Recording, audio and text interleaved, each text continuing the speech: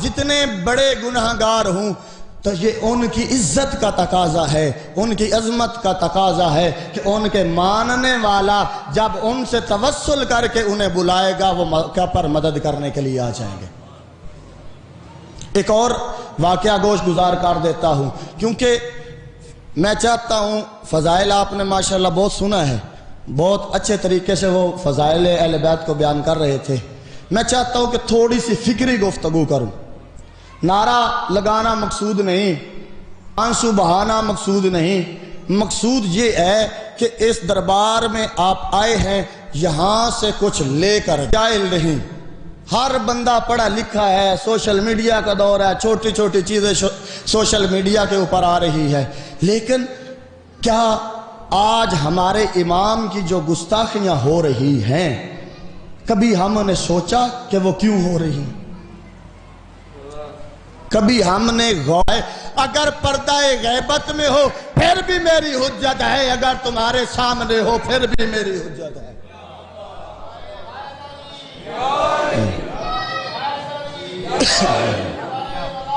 علی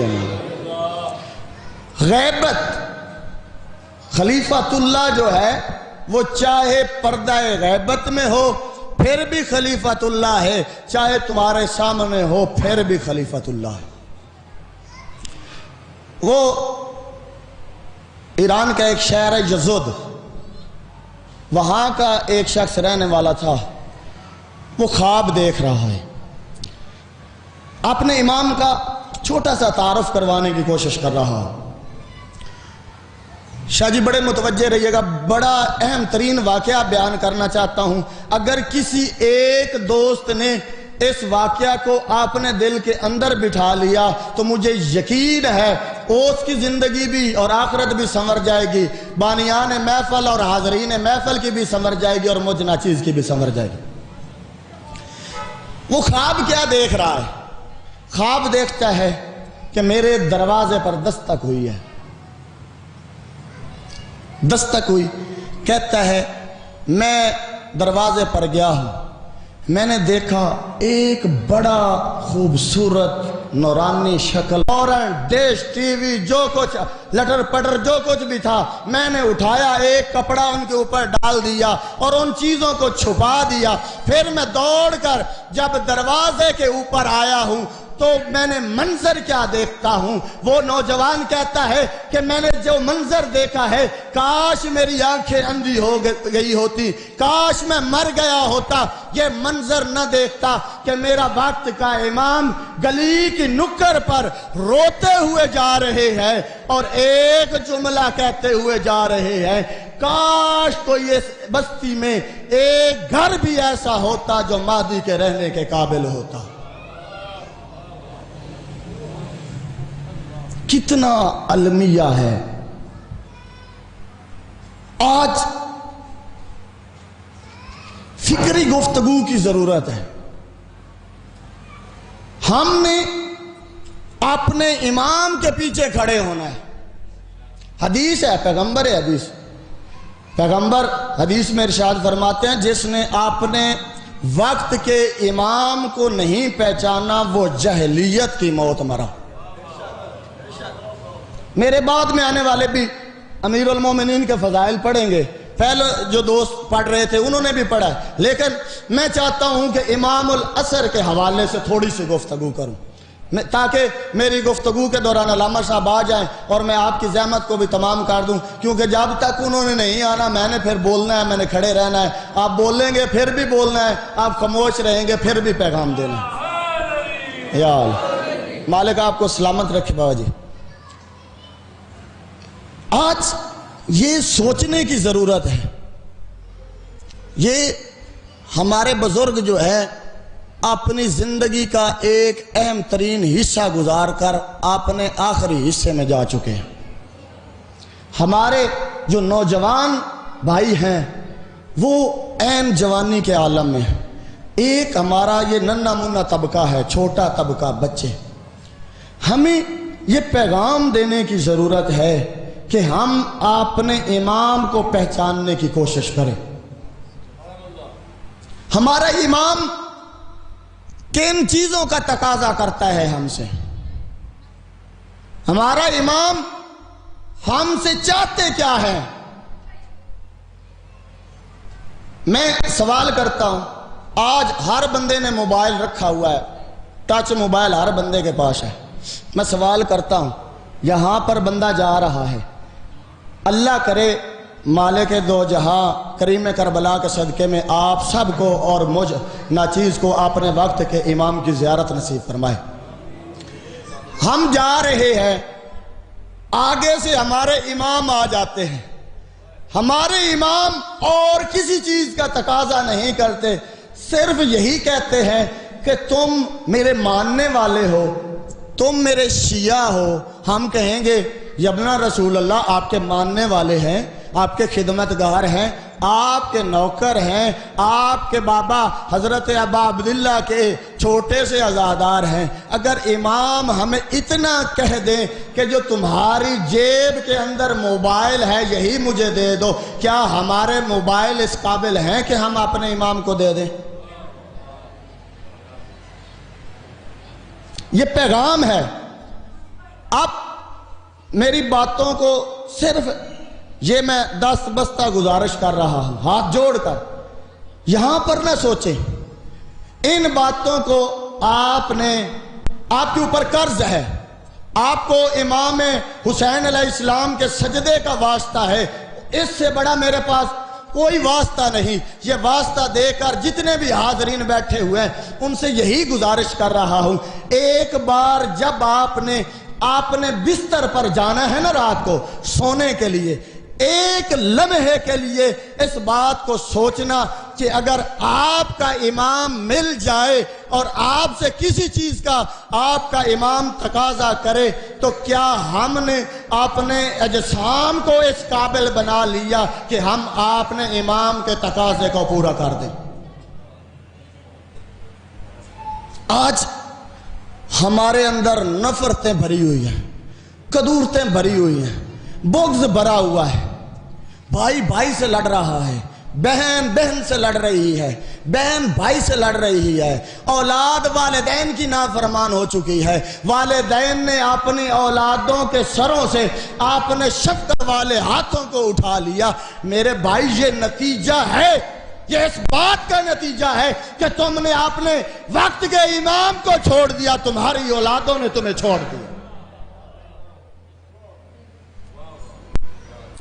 پنجابی دی مثال ہے نا، میں بھی تھوڑا بچہ پنجاب دے یا اتھوں دے رہن والا، میں پنجابی گل دس دینا کہ ایک ہاتھ تے دینا تے دوجے تے لینا۔ اگر آج آپ نے وقت کے حجت خدا کو، کلمت اللہ کو، بقیت اللہ کو، اذن اللہ کو، وجہ اللہ کو، عین اللہ کو، لسان اللہ کو تم نے پہچاننے کی کوشش نہیں کی، پھر بھول جاؤ کہ تمہاری اولادیں کل کو تمہیں پہچاننے کی کوشش۔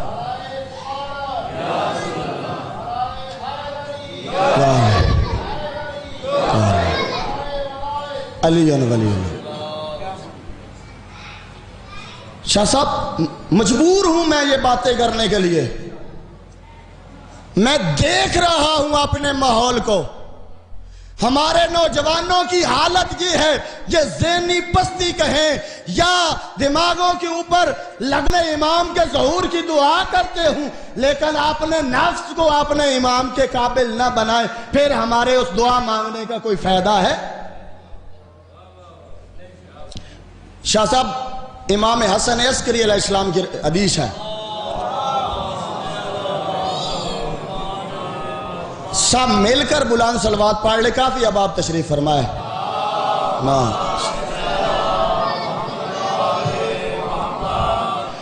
امام فرماتے ہیں کہ جس نے میرے امام ہماری مدد بھی کر رہے ہیں، مدد اس وقت کرتے ہیں جب سب چھوڑ جاتے ہیں، تب وہ سامنے آ کر کہتے ہیں ہم تمہارے وارث تمہارے ساتھ موجود ہیں۔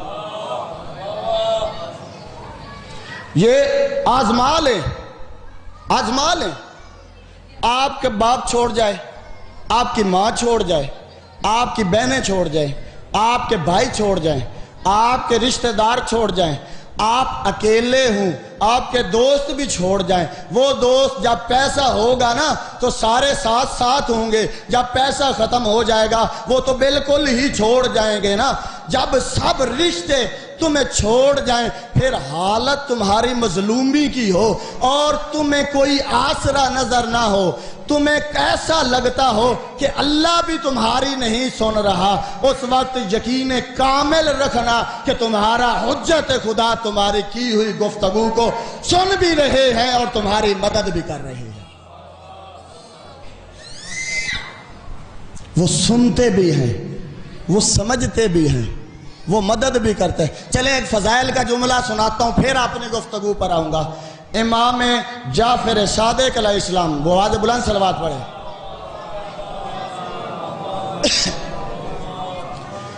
امام جا رہے تھے تو ساتھ کچھ اصحاب بھی تھے، تو ایک شخص نا اوندے منہ گلی میں پڑا ہوا تھا، نالی کے اوپر اس کا منہ تھا، وہ اوندے منہ گرا ہوا، تو ساتھ ایک جو تھا نا، ہر وقت کچھ نہ کوئی نہ کوئی تو ساتھ ہوتا ہے نا ایسا جس کے عقل میں بات نہیں آتی، تو وہ ساتھ تھا۔ اس نے کہا یبن رسول اللہ یہ آپ کا شیعہ ہے، طنز کیا۔ فضائل کا جملہ سنا رہا ہوں، یہ اس لیے سنا رہا ہوں آپ یہ نہ کہیں کہ مولوی کو فضائل نہیں آتا ہے، اس لیے سنا رہا ہوں۔ کہا مولا یہ آپ کا شیعہ ہے، اس نے طنز کیا۔ امام نے اس کی بات پر کان نہیں دھرے، غور نہیں کیا، سن لیا، چلتے رہے۔ اس نے دوبارہ کہا یبن رسول اللہ یہ آپ کا شیعہ ہے۔ امام نے پھر اس کی بات کو اگنور کر دیا۔ جب اس نے تیسری مرتبہ کہا نا یبن رسول اللہ یہ آپ کا شیعہ ہے، مولا نے فرمایا جاؤ ٹھنڈے پانی کا پیالہ لے کر آؤ۔ وہ لے کر آیا، امام نے کہا اس کے چہرے پر پھینک دو، اس کے چہرے پر پھینک دیا۔ جب چہرے پر پھینکا تو وہ ہوش میں آیا اور کہنے لگے یا علی انت قسیم النار والجنہ، اے علی تم جنت اور جہنم کے تقسیم کرنے والے ہو۔ پھر کیا ہوا؟ پھر بے ہوش ہو کر گر گیا۔ اس وقت امام نے وہ شخص کے کاندھے کو پکڑا اور ہلا کر کہا جو بے ہوشی کے عالم میں ہمارے دادا علی کو نہیں بھولا ہم بھول جائیں گے؟ ہم ہوش میں ہو کر اسے کیسے بھول جائیں گے؟ یہ نہ سوچنا نماز واجب ہے، نماز واجب ہے۔ کوئی اگر کہتا ہے نا کہ نماز نہیں پڑھنی تو اس کے بارے میں امام کی ایک حدیث بیان کر دیتا ہوں۔ امام علیہ السلام نے فرمایا جو شخص کہے کہ نماز دین میں نہیں، اس نے خدا کے امر کا انکار کیا اور وہ دائرہ اسلام سے خارج ہو گیا۔ کسی نے سوال کیا مولا یہ امر کیا ہے؟ کہا میرے دادا علی کی ولایت ہی امر ہے، میرے دادا علی کی ولایت ہی امر ہے۔ تو نماز ہے ہی علی والی۔